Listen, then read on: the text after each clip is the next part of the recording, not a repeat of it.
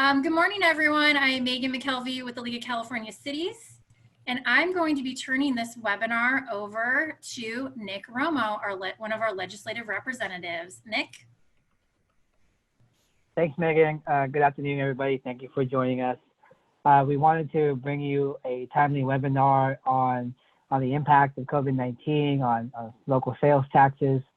We are blessed today to be joined by the Department of Tax and Fee Administration. We have Director Nicholas Medeiros, as well as Karen Hughes from the department. Really our relationship with CDTFA has been invaluable, and it was invaluable prior to COVID.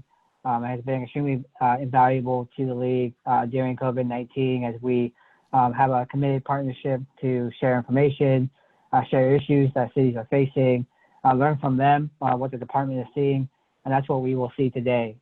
We've asked them to give us an update on what they saw basically throughout 2020 so far, what they saw in the first quarter with sales tax returns, what they're seeing. This is really hot off the press, what they've seen even since last Thursday until now. That's why we kind of timed this webinar on the second quarter, what they're seeing on the sales tax deferral programs that we all had some concerns about and wanted to learn more about. So we brought them here today to talk to you, and Director Medeiros will be providing you direct information right off the presses that he has, and we'll take questions and answers, and we'll leave a lot of time for that. We also have Michael Coleman on the line, who you all know very well. He's here to help facilitate questions, answer questions, work with our two speakers here today to get you full answers as possible. So with that, let's do some housekeeping before we get into it. So first, if you plan on speaking today, make sure that your audio is connected. You'll see that in the bottom left of your screen there.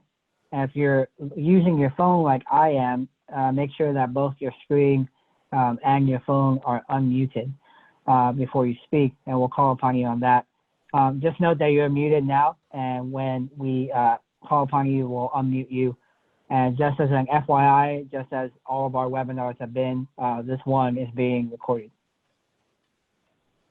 So how to ask a question. I think we're all becoming Zoom experts these days, but to verbally ask a question, use that raise hand feature on the toolbar at the bottom of your screen once we begin the Q&A portion. We'll identify you and we will unmute you.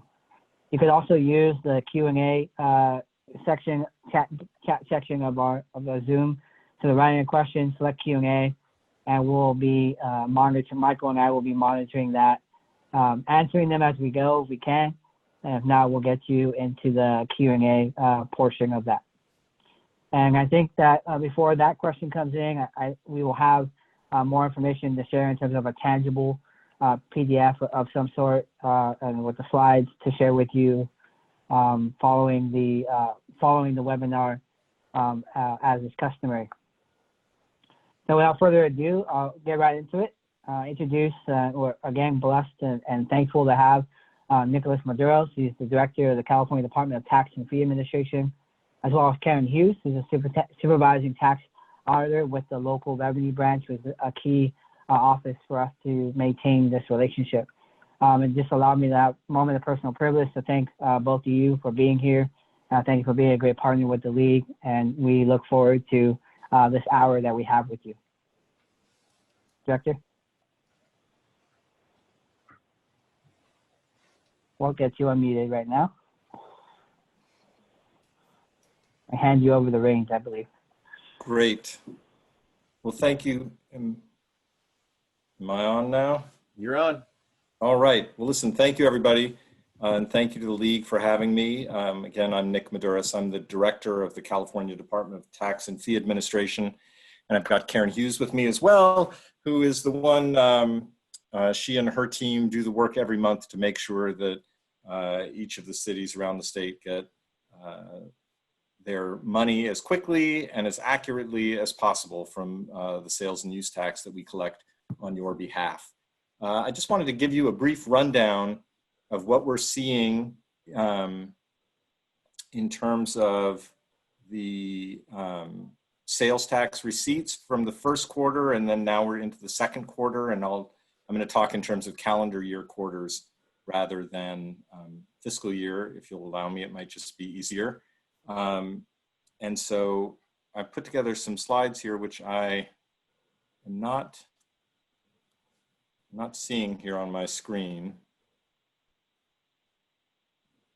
Not sure. Here, Nick, I can go ahead and move it for you. Do you see that? Yeah, now I see it. Okay.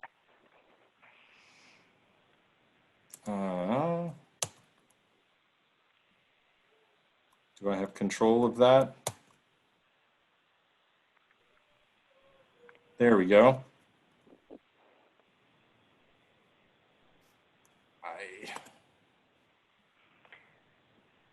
Nick, I can go ahead and move the Yeah, slides can if you you? just want to let me. Yeah, no problem. Sure. Yeah, you want to take us to the first slide? I think this is our first one that we have, yes. All right.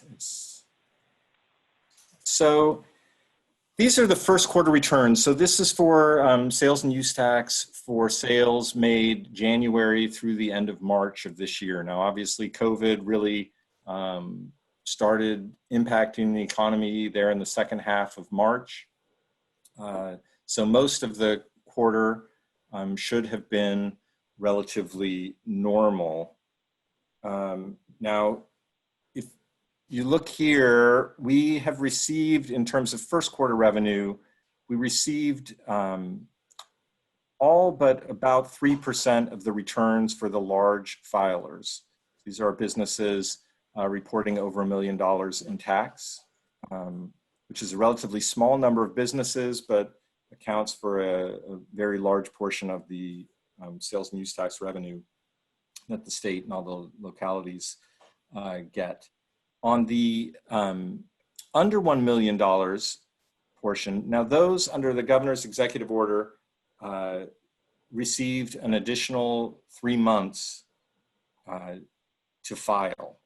And so there you're seeing a much smaller percentage. We've got still 42% of those returns outstanding. And typically we would see a number, a lot of these filers might go out of business and not close out their permits. So we'd see some portion of those, even in a normal situation, not filing. But we still do expect many of those to come in. The due date for those first quarter returns for those filers is now July 31. Now, if you look to the bottom of this slide, you can see that the total tax paid at the far right is $12.3 billion. So that's what we brought in. Well, that's about what we expect will be brought in if we look at the returns that are outstanding and the returns that we've already received. Now that compares to about 12.5 billion in the first quarter of last year. Now we're using, by comparison today, in almost all of these slides, we'll be using the first quarter of 2019 rather than the fourth quarter of 2019, which is obviously the prior quarter. But because of the holiday season, there is a lot of seasonal variation in sales and use tax, as you can imagine. So, so we're seeing just a relatively slight dip there in the first quarter tax receipts that we would expect when all is said and done for the first quarter returns. Now, the allocations that went out for the first quarter were down a little bit more than this, but again, we're still waiting on some of those returns to come in. So that gives you a sense of first quarter. If we go to the next slide, I think you start to get into the real, well, so here's an analysis of industries and what we see in the first quarter that might be interesting. And Director, before you get there, I just have a clarifying question in the chat. The question is, does the total paid include prior quarter distributions? So this slide that I was showing was just revenue for those for first quarter. So we're only comparing first quarter to first quarter. although the total paid out would include prior quarter distributions and any other money that we get in. We obviously send that out on a flow basis. As we get it in, we send it out. If we perform an audit and there's a liability and somebody pays it, we get that out to you. But this is just for first quarter sales. Thank you. So this next slide gives you a sense of what we're seeing industry by industry. What percent, both sort of the overall makeup of our sales tax base in the state and what's happening there on the bottom. You can see online sales, and these are for retailers who filed both last year and this year. So it's sort of, I think, comparing same store retailers. You see a big jump, obviously, in online. I think it's very fortunate that the state, last April, we kicked in with the Wayfair decision. And then starting in October 1 of last year, we had the Marketplace Facilitator Act go into effect, which basically requires some of the very large sellers like Amazon and eBay to collect sales tax and become the taxpayer for all sales over their platform, which I think has really helped sort of provide some ballast in this relatively turbulent economic time. So you see online is obviously up big, grocery is up big, big box is up. Interestingly, gasoline was up in first quarter, although seems to be not faring quite as well once later periods. Department stores, electronic stores, down very substantially. And again, that's just first quarter. Now, if we look at beyond first quarter, so the way, you all probably know this, but the way sales tax works are larger taxpayers who make any sort of, they make over $17,000, I believe, and they have $17,000 or more in taxable measure in any month, or in an average month, then they're required to prepay their sales tax on a monthly basis.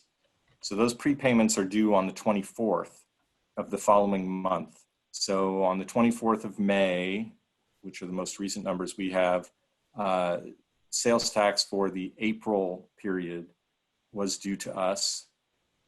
And I think the next slide should take us in there. So that May payment that we received will go out to you all this week. It's dispersed on the 25th of the following month. So this Thursday, you will receive from the controller the April sales tax that we received. Now you can see there the June advance payment will be 1.276 billion. Now this is for the roughly 30% of the sales and use tax that we collect that is dispersed to the cities and counties and other special districts. That's down from 1.469 billion in the first quarter of last year. Now that includes, I believe, all payments. So that's not just the quarterly sales tax or the April sales tax, but that would include any returns that we've worked or audits or suspended returns that the team has worked in the month of April. So you're seeing, I believe it's about a 13% drop from the prior year, the same payment. So in June of last year, this particular payment out to all the locals was about 13% higher. Now, just the April sales tax portion of that is actually, we're down quite a bit more. We're down about 32% we made an extra effort to work any suspended returns so that we could get as much money out as possible to both the state and to all the locals during this period, as we expect that April will be sort of the trough of the sales tax revenue. But it's important to keep in mind when you look at that 32% that, again, for the April period, any taxpayers filing for less than $1 million in the quarter actually have an additional 3 months still to file. They can take an extra 3 months without any interest or penalties accruing. So I would expect that that number will drop and will probably, I would think, be closer to down 20% or so. I mean, that's just a guess, so who knows? But it's healthy. I think it's a healthier payment, frankly, than we anticipated. And that the total payment is down only 13%. I think certainly a better situation than we anticipated, given that April is, again, probably the worst month. Now, tomorrow is the due date for the second prepayment for May sales. If you look at the U.S. Commerce Department data for retail sales, it showed an uptick in May, a relatively healthy uptick, which we would hope to see reflected in our sales tax revenue, but we again won't know that until tomorrow and in the coming days. And the way it works, we get the payments on the 24th, and thereafter we work the returns, process all the return, or not the returns, but the payments, work through the allocation issues, and typically then get that over to the controller by the 15th of the following month. Calculate it there. You can see the timeline calculated on the 12th. And then the advance payment, perhaps because the timing of when July 25th falls, maybe will be made out by the controller on July 24th. And then July 31st will be the second quarter return due date. So that will encompass June sales and then any other cleanup that any retailers have for any of their prepayments. We'll also receive, by July 31st is also the deadline for those first quarter returns for which people took extensions. Now, if we can go to the next slide, I believe that goes into a small business payment plan, which I know a lot of people have had questions about. So the governor did offer an additional period of no interest or penalty for small businesses to put off up to $50,000 in sales and use tax liability. So this is only open to businesses that have less than $5 million in annual taxable sales. And they can only put into this payment plan up to $50,000 in sales and use tax liability. Now, I think it's important to note that the department typically does offer payment plans. So this is not really that unusual, but under our disaster statutes, we can relieve interest. And so that's all that's happening here, is that we're relieving interest for a period of 12 months for these payment plans. There was some concern, I know, early on that this would be an enormous shift of tax liability. As you've seen from the slides we already went over, most taxpayers, certainly for the first quarter, the overwhelming portion of the tax that we would expect to come in has already come in. There isn't that much left out there that could be put into a payment plan. Now, people could put in some of their second quarter liabilities into a payment plan. But again, as you're seeing from our prepayment numbers, we're actually, most of the prepayments are coming in as we would expect as well. To date, we've had a bit below 8,000 inquiries regarding our payment plans. These are businesses that have expressed some interest. I wouldn't expect all of them to take advantage, but that gives you some sense of the universe of businesses that are interested in taking advantage of the payment plan. And it's relatively small, given that we have about a $1 million taxpayer base, although we've obviously got some that are larger and wouldn't qualify, but that's a relatively small number. So it's really, I think will have a minimal effect.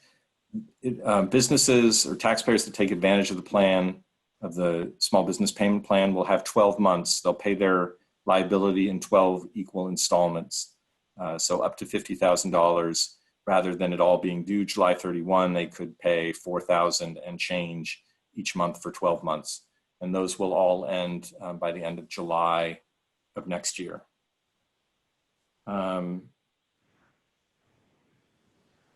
So that is sort of an overview of what we're seeing in the sales tax world. Karen, I don't know if there are other points there that I may have missed. No, I think you covered everything well. The only thing I might add that might be of interest is typically in the past, your advance payments have always been a static amount, and your first advance payment would typically be the same as your second advance payment. That is not going to be the case starting with this quarter. And so although they should be similar in amounts, they will not be an exact computation like they have been in the past. And the reason for that is basically because we used to determine our advance payments based on prior year like quarter allocations and payments that are coming in. Because of COVID, we no longer can use that exact methodology. And so as Nick had mentioned, we are looking at the money that is coming in for your prepayments plus all of our actual allocations, and that's what we're paying out. So it's not an exact figure. So when you do get your payments, if you have any questions, definitely give us a call and we can walk you through your payment amount that you're receiving. Well, and I would just add to that, it's actually, we have a new computer system at CVTFA that gives us much more visibility into the exact payments we're receiving in real time. And so unlike our old mainframe system where we had to rely more on estimates, we're now giving out based on the actual Correct. revenue that we receive. We obviously, because we're giving out payments that for which we have not necessarily received returns, there is some estimating in terms of where it goes, and that's based on past quarters and data that we have regarding where the sales tax should be allocated around the state. But in terms of how much we're sending out, it's actually a much more scientific method that we're able to use now with our new computer system. Correct. And your statements will still show your advance versus your actual allocations broken down by period for budgeting purposes. So that remains the same. Great. So we can move into the phone line, but before we get there, with a couple of clarifying questions that relate to just the last train of thought that I'd like to get in. There's a question about, you mentioned a kind of a new methodology for with the new computers. The question is this new methodology starting with June advance or July advance?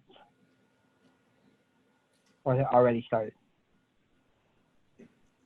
It will start with this month's advance. Is that right, Karen? Or did it start with the It was actually last month, starting with month's? June. Yeah. Yeah. Great. And again, like Nick said, question. the main change is just that we're looking at the money that's coming in to get the money out the door. We're trying to get the money out and all of the money out as quickly as possible. That's really our goal. And it may lead to, as Karen mentioned, it may lead to a bit more variation month to month because, you know, the goal is, our goal is to send you all that we actually receive and get it out the door, and not to hold some back, and so that, you know, just try to level out the payments. We're just, whatever we get in, we send out. So that volatility is something that consultants should be taking and estimators should be taking into account. The next couple of months in the settle up won't be the same as in prior years. So to think of them differently. Yeah. And I think this question, I have a question, and I'll get to the next one will be from the phone line. I think the question probably in regard to deferred payment plans. Will the deferred taxes from the first quarter be received by us as part of the second quarter cleanup in August? If people pay in full, they will be sent out in August. If people pay their full liability by July 31, which is the due date, it will be paid in full. If they go into a payment plan for some portion of their liability, that would go out to you all in the month after which we receive it. So we'll go out if they choose to put $50,000 into the payment plan and pay $4,000 and change in August, then that will go out with our August receipts in September. And will cities know which businesses in their jurisdiction will be as part of the program, or at least in what the impact to them, like how many businesses in their jurisdiction, or will that be too granular of data? I don't know if we would share, if that would be part of the file we would share with the consultants. I don't know, Karen, if you have an answer to that. But. Basically, the only way to figure out which taxpayers have potentially taken that into account is for the jurisdictions or the consultants to look at their allocation file for the same period, the prior quarter. So for example, if you have an allocation for a taxpayer in the prior quarter, but you don't for this quarter, and you know that taxpayer is still in business, most likely they took advantage of the deferral. But basically that would be the way to tell. All right, thank you. So let's go to Andy Okoro on the line with a question. Yes, I have a question. You made reference to a 32% number. I wasn't clear as to what that was referring to. So that number is, and it gets very complicated here, but that is actually a smaller number. But 32% is the April payments, the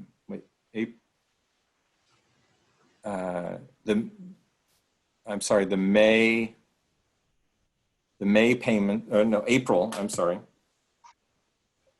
Let me look here. No, it's May. Oh, this is Nick, May. correct. This is the May. It the is May May. payments. Yeah. So I'm sorry. So this is the May sales tax receipts that came in with a May advance payment stub to us Prepayments. for a prepayment. So the May prepayments that we received versus May prepayments we received last year. And actually, I think it's going to be lower because as we work these returns, we realize that some people send in the wrong coupon with their payment, and it's actually, they say it's a June payment, but when we look, it's actually a May payment. So I think the number will actually be, a few percentage points lower than that, but that's what that number is. So that's just for May sales versus May sales of last year. But again, A, it's likely to be lower, and B, a lot of all taxpayers filing for under $1 million have an extra 90 days with no interest or penalty during which they can make that payment. So we would expect it to come in. I would think, and this is where this is really estimating, but I would think we'd be probably closer to, somewhere in the low 20s maybe, or % down, which while, again, this is just an estimate, don't hold me to it, but while certainly a dip is, given that basically the entire state was shut down, is not as big a dip as you might otherwise have seen or expected. So that's a month-to-month comparison. So different if you spread it across a quarter or Yes. or the year, of course. Yeah. So we'll see what happens with the quarter, Yeah. with the full quarter, and as the economy opens up and businesses open up. Great. So we have one more question from the phone, and then we have a wealth of questions in the chat box. So let's do the phone, and then we've got some great questions in the chat box. So let's talk to Rudy Graciano.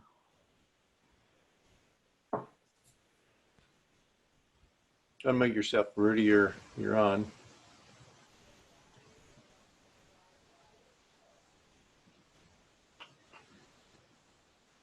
Again, we're looking for Rudy Graciano.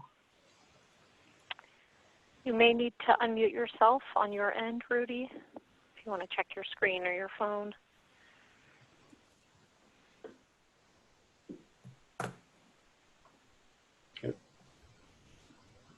Rudy, put your hand back up and we'll come back to you if you can get it going. But we'll do some more questions. Got some quick ones and then some media ones here. So first question is, what is the deadline for businesses to notify you if they're interested in the deferral program? Basically, by the end of July, if they want to take advantage of all of the 12 months, I think we would let people put some liability in there later if they were late filers or late payers for some reason, but they wouldn't be able to take advantage of they all have to be paid off basically by the end of July of 2021. So if they wanted to take advantage of the 12 installments and not have a penalty, that's how it would work. So basically July 31 of this year is when they basically would need to tell us. Got it. And then here's a clarifying question.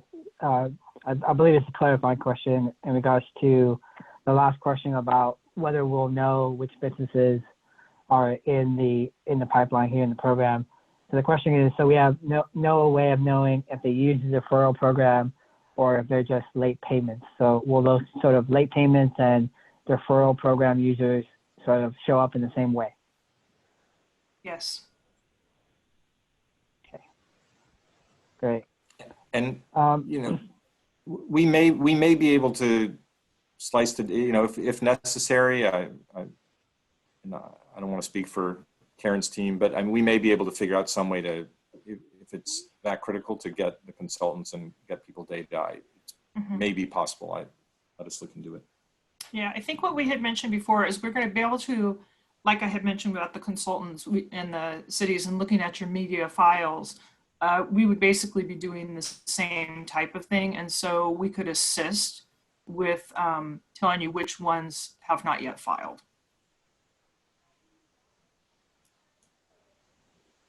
Great. I think we'll move on to a different subject. We can come back to this if folks have, and folks do have some more clarifying questions on that. But let's move over to a question by our friend Lloyd. The question is, any changes in patterns of sales by group that are showing up in the prepayments that are different from what we see in the first quarter? So, for example, did online sales level off as compared to the first quarter? So essentially that graph that you have, I'm guessing, do we have any sort of early insight into what it looks like in the second quarter?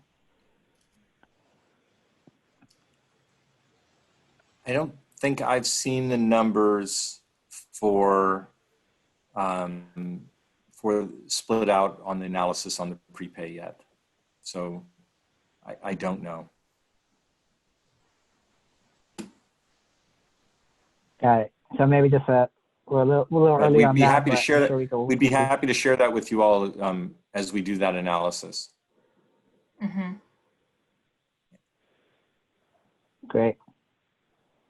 And it would, some of it would be skewed online. We would be able to get, I would think, largely, but the overall numbers will be skewed because some of those sectors have, some smaller businesses as well. But another question related to kind of a different layer of analysis. Our first question of the day actually, it comes from the city of Point Arena, which is a smaller city in our coastal area up north. The question is, has any work been done to identify sales tax trends with smaller cities, so rural coastal cities? They said that would be helpful to them as they do their work. So, has the CDTFA or does it have the capability of working with us to figure out what the smaller cities are looking like? I can speak a little bit to that. One thing that we do look at is based on the payments that we're making, we do a comparison for all jurisdictions, both large and small, to make sure that they're consistent. And if they are not consistent, then we are looking into it to see why. For example, has a large business closed or something like that? Because that would help the jurisdiction to know, as the question is asked, for trend analysis. So we do look at that and then reach out to jurisdictions as we find things that impact them. Great. I think we have a couple of questions. I think, Director, you were discussing how the advance payment will be determined. So I'm blending a couple of questions. So one is, can it be repeated how the advance payment will be determined? What is the advance based on? Are you trying to send monthly receipts and not estimating quarterly receipts? So the prepayments, we call them the monthly prepayments, rather than having a taxpayer hold all of their sales tax that they've collected from consumers for 3 months and then send it in with their return. For any taxpayer of any decent size, they take their sales tax they collect in a month and then they pay it to CDTFA the following month, on the 24th of the following month. But they don't file a return. So they don't tell us where the money goes. They don't say where their sales were. They just send in the payment. Now, we get that payment every month, and because we, both for the state and for all of our local partners, realize that we're not the ones spending the money. We don't, we want to take that money and get it out as quickly as possible. And that's where Karen's local revenue branch comes in with the 30% or so that we send directly out to cities and counties based on the Bradley Burns and any special district taxes that may exist in jurisdictions around the state. So those prepayments, they come in and we send them out based on past data that we have about what percentage of the statewide sales and use tax that comes in, what percentage goes to each jurisdiction. Then every month or every quarter, when we get the returns that tell us where the tax actually should be allocated, we true up and adjust all of the allocations to make sure that for that quarter as a whole, so the prepayments plus the cleanup payment that comes after the final return is due, that everybody is getting the exact amount that they should get. So that's sort of how it works. So you get two payments that are based on, they're based on actual dollars in, but estimating where those dollars should be sent out around the state. And then the third payment ties all of that together to make sure that each jurisdiction gets the right dollar amount for that quarter as a whole. And you were just saying that your new computer lets you do a better job at that. It does let us do a much tighter job at that. And it's I got to say, give some credit to Karen's team. It's a huge, I mean, it is millions of transactions that go in and really complicated accounting, and they do a fantastic job. We're super excited for the second quarter to see how everything all ties out. And typically there's a question here too from Cheryl Diaz, and she's asking, cities have and counties have a limited time period when they can question the allocation and take issue with a particular allocation. Is that going to change given the added uncertainties with the deferral payments and the payment plans? No, that would not change. Okay. Because we're still going, you have 3 quarters, and that's based on when the money is actually allocated and funded. So it has no bearing on, it is specifically based on when that payment is received and allocated and dispersed.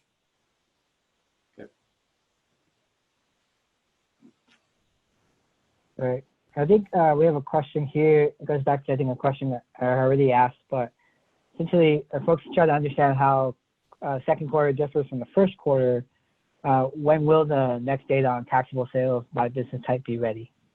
And I guess the kind of question asking if we can get that and out to our cities before it's uploaded into the open data portal, so our folks can have more real-time information. Let me just put in a plug, by the way. Thank you for mentioning, for our open data portal on the website, which the team has made a huge effort to get information on there, and it is much more real time than ever before. So I would encourage you to go to cdtfa.ca.gov and take a look through that if you're interested. It does have a lot of fairly real time data. Tomorrow is the prepayment deadline. We'll start having a lot of those figures over the next week or so. And I'd be happy to share with the league, and you all can send out what we're seeing, if that would be helpful. Thank you. Thank you. And those would obviously be preliminary because it takes some time to work through some of the payments, and people put in the, filers give us incorrect information, and we have to back out those transactions and things, but it will give you a pretty good snapshot of what we're seeing. I would say after about 2 weeks, like after the first of the month, that's when we would be closer. Great. Great. We have a question related to increase of online sales, and this may be more complicated than just the simple question. But the question is, given the increase of online sales, does the new system distribute the increased use tax in the same fashion as the sales tax? Is it included in the monthly payments? So this would go to, it would still follow the same size rules, but it'd be included in the monthly payments. Yes, when we get it, we send it out. Great. I would say a question Some about of those big taxpayers are obviously monthly. They're obviously paying monthly. We have several more questions again about this issue of how a city might be able to figure out who in their community is taking advantage of the payment deferral program. You mentioned that. Talk about that once again, about how one might at least get an estimate, some idea of that. Let me take that back and see if I can talk to the team and see what we can include, what information. Mm-hmm. I think it's for some smaller jurisdictions. I realize it could be, a much more impactful. And so I'd be happy to try to figure out if there's some way we can share that information. I'll have to see. But again, it's only up to 50. Each business can only put up to 50,000 into a payment plan. So when you look at the total, and obviously of that 50,000, only 30% of that, so only 15,000 is would be the Bradley Burns or the TUT.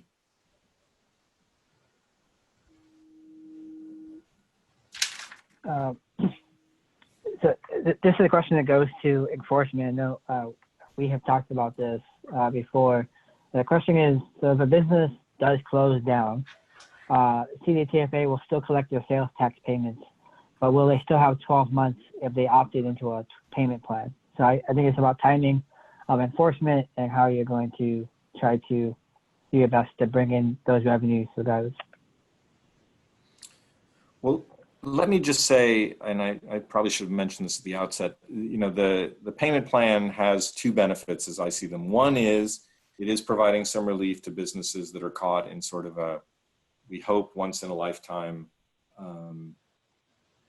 business situation where everybody had to close and all of us are at home. I'm here in my kitchen table.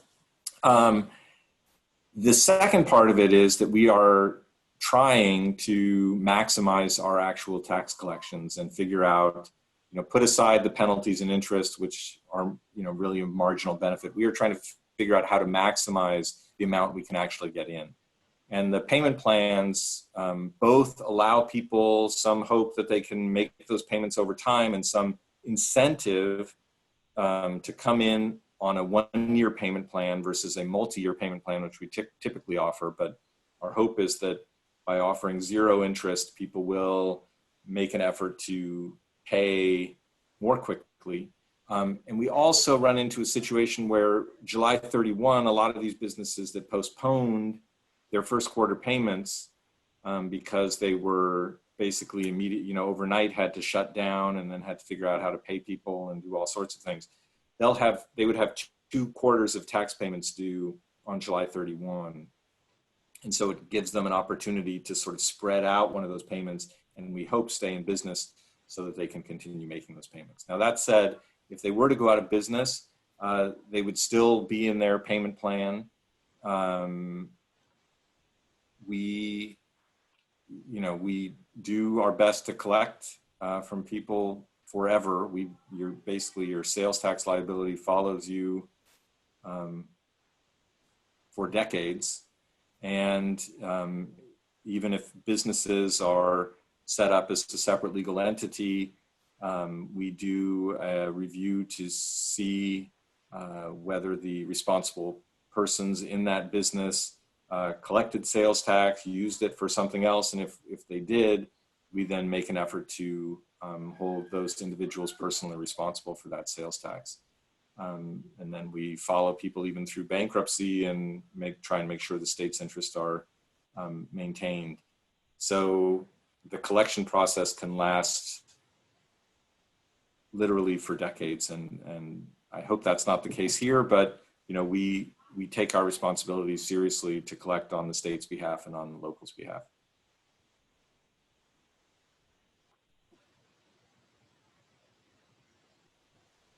Let's see, maybe on this question. So it says, is data available from CDTFA on actual percentage or estimated percentage of business closeouts? I'm not exactly sure what's meant by business closeouts.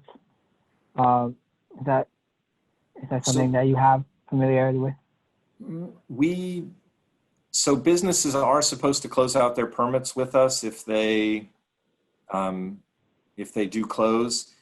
It doesn't happen. We don't really have a lot of carrot or stick to get people to do that. And often when a business closes down, making sure that your sales tax permit is closed out is not your number one priority. So we don't have good numbers necessarily. We'll know over time if people stop filing, because then they'll go delinquent, and then we follow up with all of those businesses individually to find out why they haven't filed and why they haven't paid.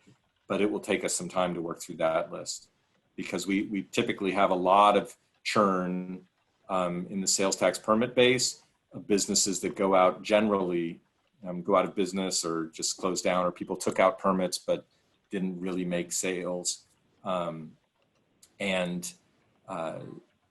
That's why we probably have 20% of permit holders in any given quarter who don't file on time, and we have to chase down and a lot of those are people who've gone out of business or just stopped selling. Your department is not necessarily tracking bankruptcies and going out of business as closely as maybe another department, correct?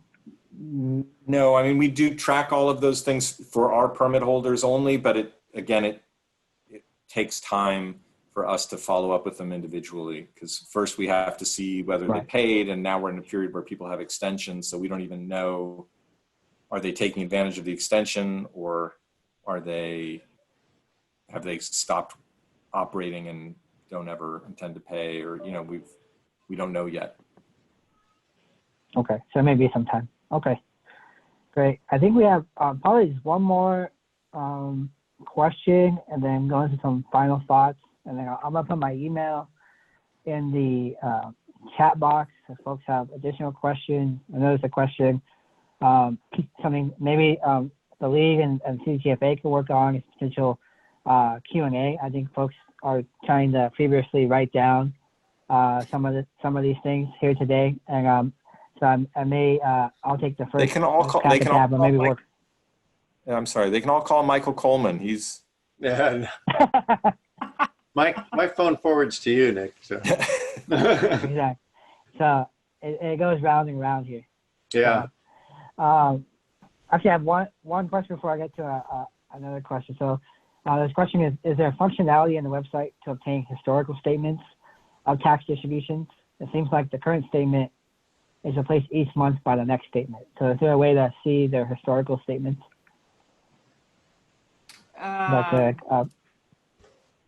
It'd be a nice feature. Yes, and I am not sure how far back we maintain the statements online. But no, we drop off every month. The prior month drops off and adds one back on. So it's not the same statement in the sense that you're moving forward 1 month, but it's in the same format. Yeah. As far as the historical question, I'm going to have to get back to you on that because I'm not sure now with our new system how many statement periods we are keeping online. Mm-hmm. So I can get back to the league on that. Thank you, Karen. So I think this is a continued discussion about the advance payment. I was trying to really understand what it looks like.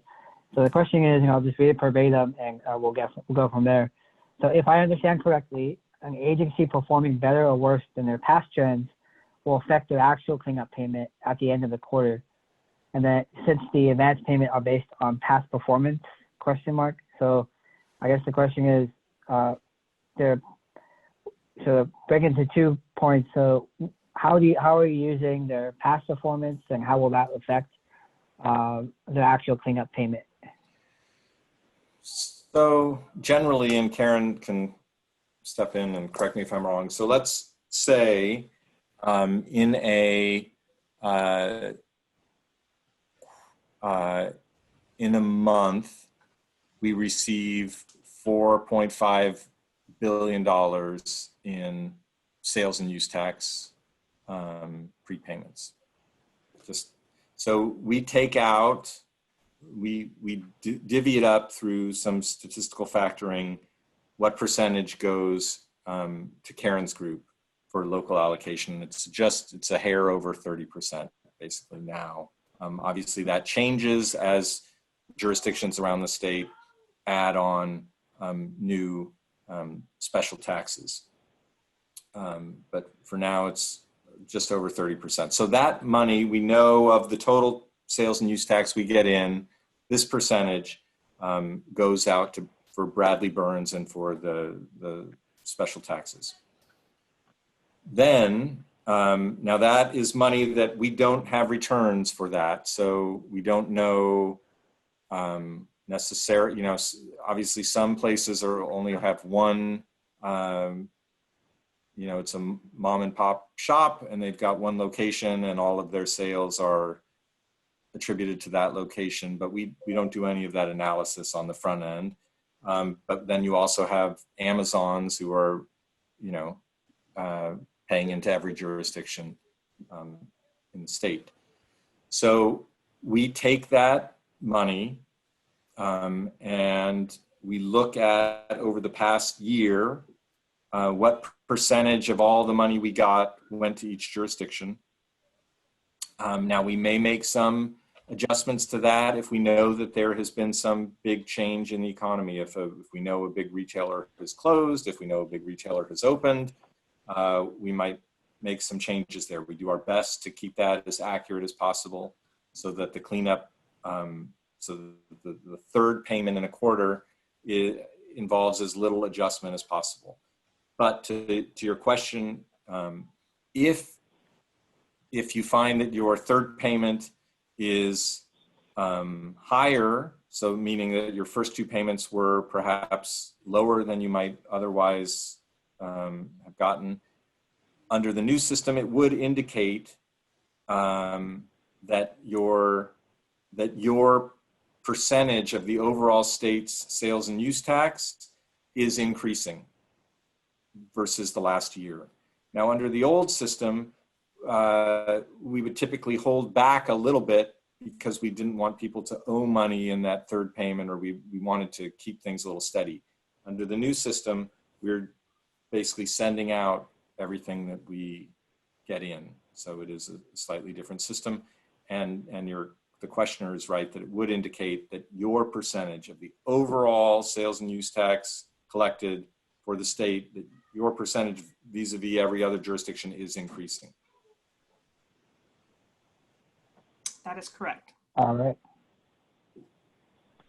Fantastic. Good I job, think Nick. with that, It's very long-winded. I'm sorry, everybody. well, I appreciate you two are our last 5 minutes of allotted time. Usually we go to our next slide and have some final thoughts. So I think with this, I'd like to thank you two for being here today, spending an hour with us to update our folks on what is a very timely issue. I'll give you the stage now, any final thoughts with that, but my final thought be thank you. And I put my email in the chat box for everybody. If they don't already have it, they can route some questions to me, and I'll probably try to do the same exercise in terms of trying to bring some questions together. And we will definitely work on some Q&A as it relates to some of the more pertinent and urgent questions that folks have. Director and Karen, thank you so much. Thank you. Thank you. Thanks. I think I'm turning it back over to Megan McKelvey. Oh, Megan. Yeah, thank you all so much for your time. I just wanted to tell everyone to please save the date for next Tuesday, June 30th. We're continuing on our COVID-19 webinar series with how children thrive and the impacts of COVID-19. So please come join us. You can sign up for that on our webpage at chcities.org/environment. Where is it? /events. Thank you so much. Have a great day.